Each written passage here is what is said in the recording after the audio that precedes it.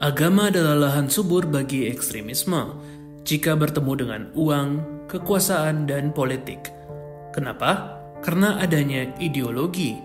Ideologi itu dapat mempersatukan umat, dan biasanya ideologi ini tentang sesuatu yang tidak bisa dijangkau dan harus diterima, Tuhan. Cara yang spesifik untuk memaknai Tuhan adalah gagasan absolutisme religius yang menutup segala kemungkinan atau interogasi terhadap cara Tuhan dapat dipahami. Dari sanalah, beberapa kelompok agama dapat membuat klaim yang absolut mengenai Tuhan mereka. Ini yang membentuk ideologi yang dapat digunakan sebagai rasionalisasi orang-orang yang ekstrim. Ekstremis agama adalah orang-orang yang tidak menerima keragaman di dalam dan di luar agama.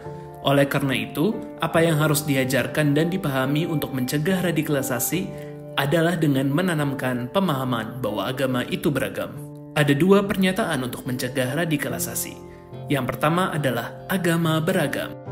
Penafsiran tunggal atas Tuhan dan ajaran Tuhan memungkinkan adanya klaim absolut. Klaim absolut macam-macam itu membentuk sebuah ideologi. Ideologi ini merasionalisasi tindakan berdasarkan klaim absolut dari kelompok tersebut. Sebagai contoh, suatu kelompok agama menyatakan bahwa Tuhan adalah laki-laki. Lalu mereka membuat klaim bahwa Tuhan harus dan hanya bisa berjenis kelamin laki-laki. Klaim ini kemudian menjadi sebuah ideologi bahwa laki-laki lebih berkuasa ketimbang perempuan. Oleh karena itu, pernyataan seperti agama beragam secara internal berarti bahwa ada banyak cara untuk menafsirkan Tuhan dan ajaran-ajaran Tuhan dalam agama itu sendiri. Dan menyatakan bahwa agama beragam secara eksternal menunjukkan bahwa kelompok-kelompok agama lain dapat menerima cara yang berbeda dalam memandang dan memuja Tuhan. Pernyataan kedua adalah agama gado-gado. Seperti halnya hidangan gado-gado yang populer, agama terdiri dari campuran berbagai komponen yang berbeda, seperti budaya, bahasa, kepercayaan, adat istiadat, tradisi, dan tentu saja agama-agama lain. Secara historis, agama saling mempengaruhi satu sama lain, dan semua agama muncul sebagai perpaduan dari agama sebelumnya. Sebagai contoh, agama-agama Semawi telah meminjam banyak ide dari agama Zoroaster di Persia.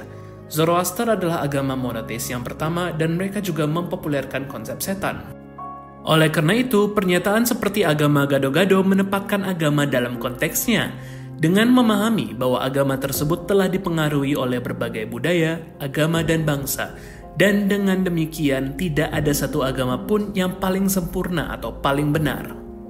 Pernyataan-pernyataan ini membubarkan ideologi fundamental dan ekstrim agama, dan menyampaikan fakta bahwa ada banyak cara untuk memandang Tuhan dan bahwa agama-agama berada pada konteks tertentu.